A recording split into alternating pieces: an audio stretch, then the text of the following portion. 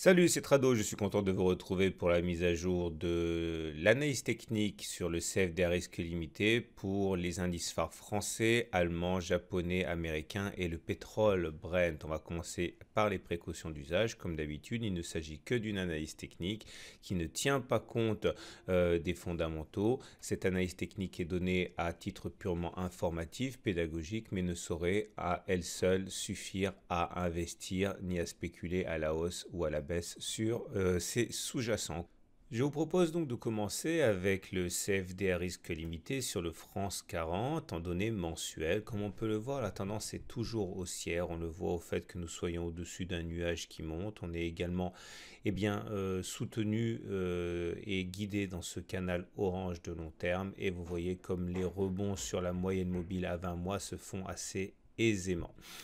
Si vous vous intéressez à investir dans le CAC 40 dans une optique de long terme, vous devez savoir qu'il y aura du support sans doute aux alentours du bas de canal orange aussi et encore plus sur la zone noire ici aux alentours de 4200. Pour le long terme, ce sont véritablement des niveaux ici qui seront sans doute mis à profit par de nombreux investisseurs de long terme. Sur les données hebdomadaires, comme vous pouvez le voir ici, chaque bougie correspondant donc à une semaine de cotation, on voit que la tendance n'est pas haussière, mais elle est déjà plate. Les cours sont dans le nuage et le même nuage ici est en train d'évoluer à plat sans véritable orientation, donc la tendance est neutre. Vous remarquerez également que sur cette unité de temps, ceux qui voudraient spéculer sur une optique de moyen terme seront sans doute intéressés par la zone des 5100 ici, zone sur laquelle on a rebondi lors des précédentes tentatives.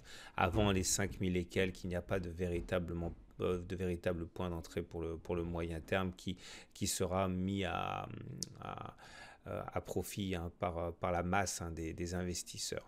Vous remarquerez également que le consensus des clients CMC est à 58% à l'achat. On bascule du côté de l'indice phare allemand, le DAX 30, enfin l'équivalent qui s'appelle l'Allemagne 30 en CFD. On voit que la tendance est là aussi haussière. Les cours sont guidés par un nuage ascendant. La moyenne mobile à 20 mois ici est actuellement travaillée. Ça se joue sur l'épaisseur du trait, mais on pourrait presque dire qu'elle a lâché, mais ce n'est pas aussi clair que cela. En tout cas, la tendance, elle est pour l'instant toujours haussière sur ces données mensuelles. Si on descend d'une unité de temps, par contre, le DAX 30 est comme le CAC 40 dans une tendance neutre, puisque les cours sont en dessous du nuage, mais que ce nuage n'a pas d'orientation et il est toujours à plat également. Sur cette unité de temps, il faut savoir que ceux qui veulent investir pour le moyen terme sur les actions allemandes seront peut-être intéressés par cette zone de support ici à 12 000. Il n'y a pas grand-chose avant pour nous retenir. La zone des 12 000 a bien fonctionné les dernières fois que les investisseurs de moyen terme ont investi. Vous aurez également ici à 66% le sentiment des clients CMC qui est à l'achat sur l'Allemagne 30. Regardons maintenant ce que l'indice phare américain a à nous proposer en données mensuelles. La tendance est haussière, c'est très clair, le nuage il est ascendant. Attention à cette alerte, les cours sont passés en dessous de la Tenkan, chose que le Dow Jones n'avait pas fait du tout tout au long de l'année 2017. C'est une alerte qui est assez importante à signaler quand même, puisque les derniers rebonds massifs qu'il y a eu n'ont pas permis cette fois-ci de nous projeter au-dessus de la Tenkan, mais la tendance elle est haussière. Ceux qui veulent investir pour le long terme sur les données américaines pourraient être intéressés par la zone des 18 500 ici, zone qui sera sans doute défendue par les acheteurs. En données hebdomadaires, on voit effectivement que la tendance se fragilise. Elle n'est pas baissière, loin s'en faut, mais le nuage commence à se mettre à plat. Comme ça, la Kijun et la Tenkan ont été cassées. On rebondit assez mollement sur le support rouge. La zone ici comprise entre 23 000 et 23 500 est sans doute la zone qui sera utilisée par les swing traders de moyen terme, puisque c'est cette zone qui a déjà permis au cours de rebondir. Le consensus des clients CMC est à 58% à l'achat. On termine avec le Japon 225 qui est dans une situation assez comparable, hein, puisqu'on est en tendance haussière au-dessus du nuage qui monte, au-dessus de la Kijun. La Tenkan est en train de lâcher là aussi, hein. Ceux qui s'intéressent à des achats de long terme en actions japonaises pourraient être éventuellement intéressés par la zone ici des 15 000 qui est une zone certes qui impliquerait une baisse assez importante des cours, hein, plus de 20%, mais qui pourrait être également une zone assez fiable pour acheter pour le long terme.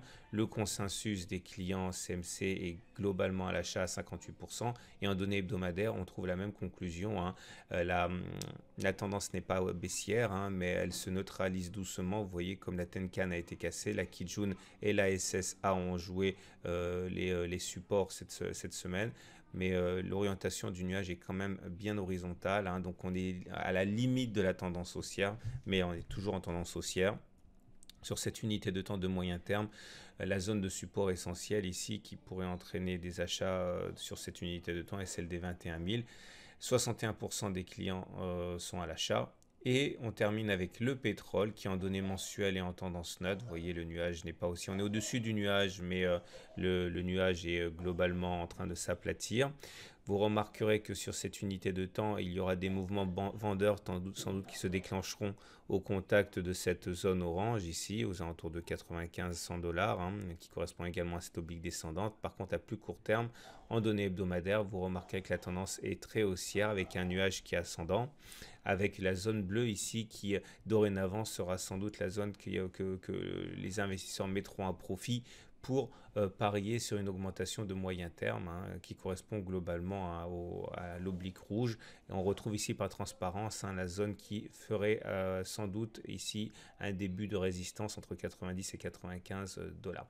Voilà ce qu'on pouvait dire pour les grands indices et pour le pétrole. Je vous souhaite une très bonne journée et je vous dis à la semaine prochaine pour la mise à jour.